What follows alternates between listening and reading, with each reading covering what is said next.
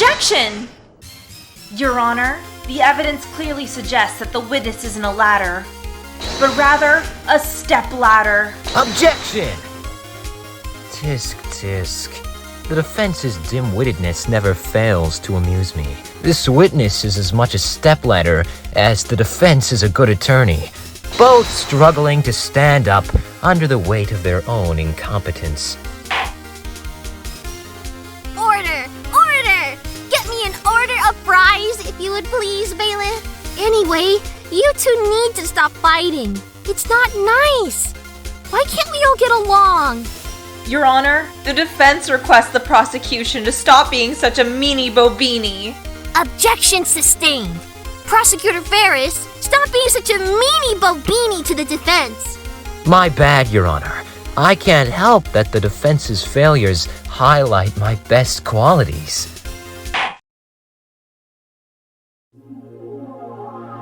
Welcome, Malcolm. I'm Chiffon, and the Apollo Justice Trilogy just dropped. I'm so excited to finally have these games physically rather than rotting on my 3DS SD card. Wow, try saying that 10 times fast.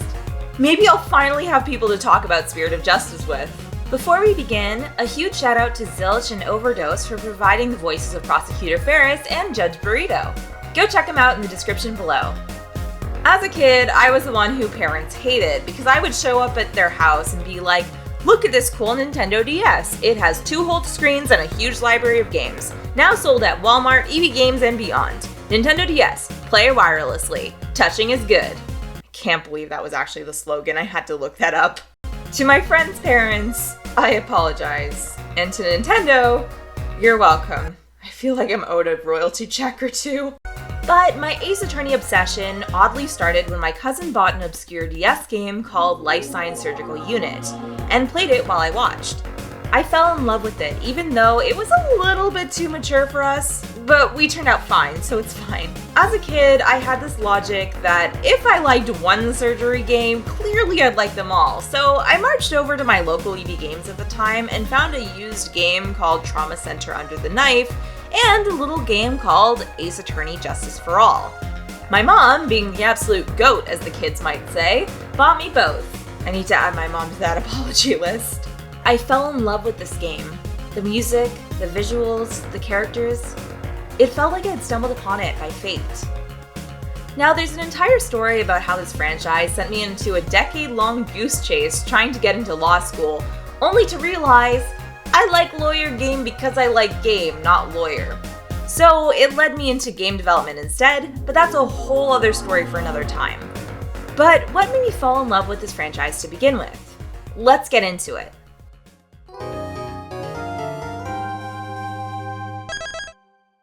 When you ask most Ace Attorney fans what their favorite thing about the franchise is, they'll simply say, Edgeworth. And then they'll tell you how good the music is. I'm not a musematician by any stretch of the imagination, but I know well-composed music when I hear it. I love the Ace Attorney soundtrack so much. I love it so much that you might as well call me Mrs. Ace Attorney soundtrack for that matter. Sometimes it isn't always about the music that plays, but also the times where no music plays at all. In Ace Attorney, your health bar is penalized if you present incorrect evidence on a statement, or if you give an incorrect answer when the judge asks. Or that one time in Turnabout Big Top, but you know, that case doesn't exist.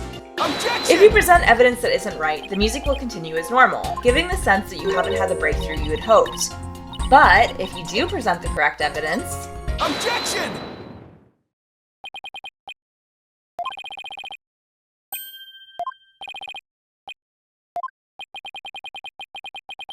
the music stops, giving the player the signifier that they got the answer right, almost conditioning them to get that hit of dopamine from every correct answer. It feels as though the player's choice stops the courtroom in its tracks, making for a powerful puzzle-solving moment. Usually followed up with a driving pursuit theme, a restless gallery, and the player feels like the courtroom is shifting to their side.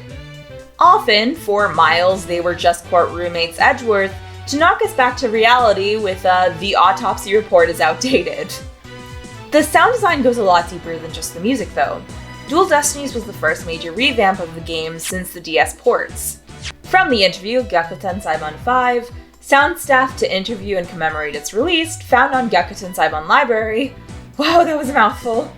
Sound designer Sando Yoshiki, also known as DJ Sando, interviews the lead sound designer and talks about the sound design of the 5th game installment. Since the older games were made especially to serve the limited memory space of the Game Boy Advance, the sound team needed to recreate the sound effects for the more powerful 3DS. The main challenge that they faced was making sure the sounds elicited the same feeling as the rest of the series while giving it an entirely new feel. One could even say the new sounds needed to be refreshing like a spring breeze. One standout moment from the interview for me was when they discussed the renewal of the gavel sound. Quote, "We created sounds that were slightly different from the original ones on purpose. The sound of the gavel, for example, was one of those." The sound designer notes that a lot of the original changes that they wanted to make would fundamentally change the sound design from what people expected of the series. So there was a lot of reiteration to make sure it sounded right. In revitalizing the sound of life behind the audio of Ace Attorney, Toshihiko Koriyama, the sound designer on Dual Destiny, speaks more about this experience of finally revitalizing the sounds after 12 years. Quote, "Getting back to the gavel sound, the original was meant to sound crisp and dry, but with a touch of warmth to it. But when I sat down to remake the sound, I reimagined it as a sound where the initial sound peaks very quickly into the sound of its rich core. It's like my way of representing Phoenix's resolve to face the dark age of law in a single sound effect." Side note, I had this article cited for my own personal research when I had a project to do, and I noticed this quote is now cited on the Ace Attorney fandom page. That's very sad. I thought it was original. Also, I'm not sure which article this was from, so take it with a grain of salt, but I do recall in this project reading that one of the sound designers also remade the little vocal blip sound for Dual Destinies, and while it sounded like a single tone, it's actually several notes played in rapid succession. Pretty cool if I do say so myself.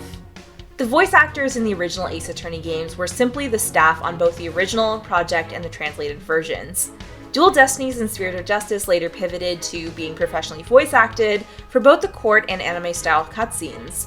But of course, the sound design is far from the only part of Ace Attorney's brilliant design.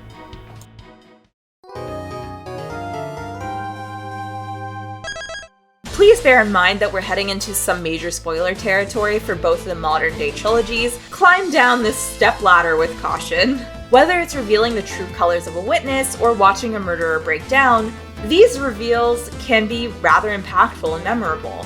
Who can forget the moment that Ungard lifted up his hair? Or the epic breakdown of the Phantom in Dual Destinies? Or when Nayuta took off his glove?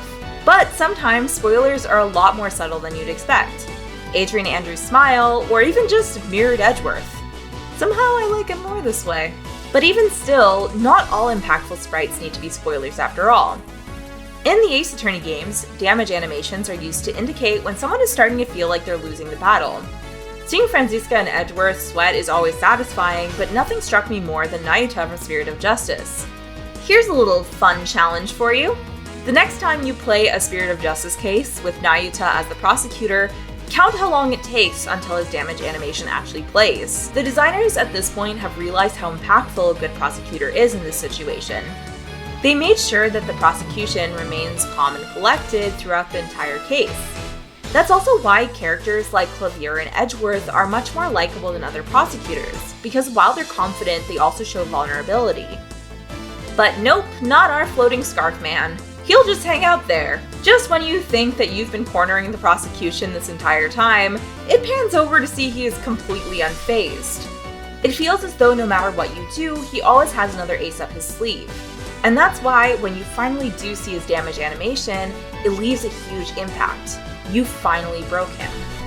Not only is it a brilliant payoff for an underdog story, it's also essential for his journey into the last case of Spirit of Justice, where you see him falter for the final time. This is the same for the Great Ace Attorney Chronicles, where Naruhodo Ryunosuke slowly learns to become his own defense thanks to, history books will say they were close personal friends, Kazuma.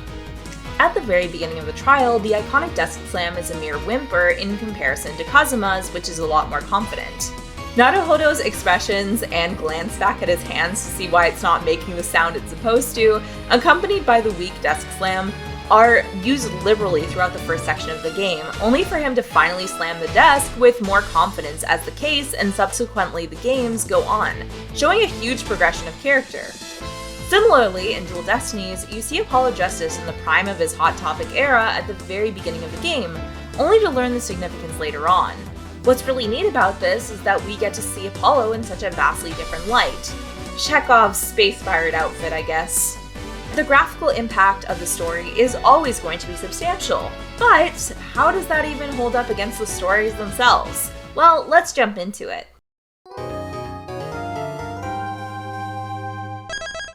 Because a lot of grounded murder mystery elements have been done time and time again, how exactly do you go about writing an entire murder mystery franchise without retreading over the same tropes? Ghosts, that's how.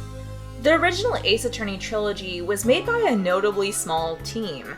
Because of the nature of the production, the writing wasn't always seamless. One fairly neat addition that Ace Attorney provided to the murder mystery genre was the supernatural element of spirit channeling.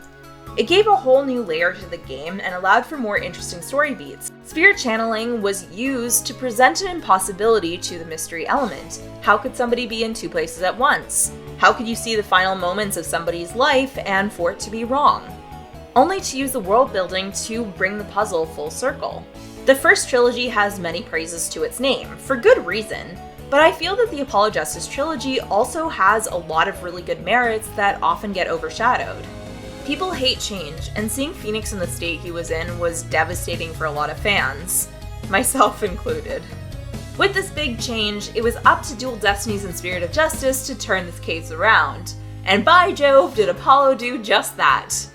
If you've actually played Spirit of Justice, you would know how amazingly unfunny that joke was. You're welcome. Dual Destinies took the route of having almost every single case connect together to form a longer narrative, not dissimilar to Trials and Tribulations. This was the first Ace Attorney game to not be written by Shu Takumi actually, but it took cues from his writing overall. In my opinion, the last case of Dual Destinies was a little bit clunky, but it definitely brought the Ace Attorney charm. The cases had a level of mystery to them that wasn't always easily predictable. But sometimes avoiding predictability isn't necessarily a good thing. It means that the breadcrumbs and puzzle pieces to find out who the killer is might have to be omitted, leading to an unpredictable ending that is still a little bit dissatisfying. If you haven't played Spirit of Justice, where it feels like nobody in my circle has, you might have heard some criticisms that it's the most predictable game in the franchise. And while I hold this game very near and dear to my heart, I'm inclined to agree. But whether it's intentional or not, I find that Spirit of Justice has a lot more merit than just who the murderer is. In this game, there's a utilization of spirit channeling again, this time to show the last moments before somebody dies. It's a fascinating way to show the defense's powerlessness or hopelessness. I'm not gonna lie to you, there's a lot of things in Spirit of Justice to criticize. There were ways they could have made the murderers less obvious, but at this point in the series, it felt like they had done every twist they could possibly think of from every culprit under the sun. The devs were left with the question, how could they make the cases satisfying without stepping on the toes of previous games? And that's why, in my opinion, Spirit of Justice is so brilliant. If any of you have played Turnabout Revolution, you would have come to the realization that the core mystery is not at all what we thought it was. You're presented with a murder mystery, and it seems impossible at a glance, but it's pretty easy to figure out the pattern of who the murderer must be. So when you start playing the final case, you've realized that you already guessed the solution. However, what I think is so brilliant about this case is that you're so focused on the fact that it's so blatantly clear what the murder mystery is trying to do that you completely miss all the hints and clues that there's something more going on here. The big twists of the case don't have to do with figuring out who the murderer is. It's not dependent on that final reveal, but rather the different character moments that you get throughout the case that lead to impactful and emotional scenes. The final case is one of the most fan-servicey and also one of the most emotional cases in any of the games. This is Ace Attorney's secret weapon. Even when the murder mystery itself isn't exactly the greatest written, there are always twists and turns with the characters that just make it more satisfying beyond who the murderer is. I'm looking at you, final moments of the case that doesn't exist.